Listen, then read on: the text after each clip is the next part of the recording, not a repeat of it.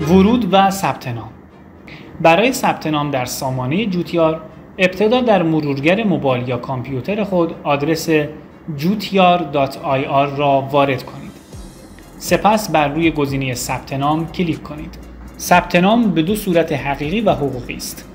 برای کشت و صنعت‌ها و سازمان‌ها از بخش حقوقی و برای کشاورزان از بخش حقیقی ثبت نام انجام می‌شود.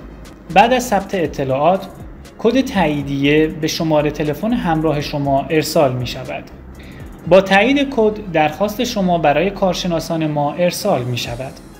کارشناسان بعد از تماس با شما، درخواست شما را تایید می‌کنند. این تایید با ارسال پیام به شما اطلاع داده می‌شود. اکنون شما می‌توانید وارد سامانه هوشمند پایش ماهواره‌ای و هوایی جوتیار شوید.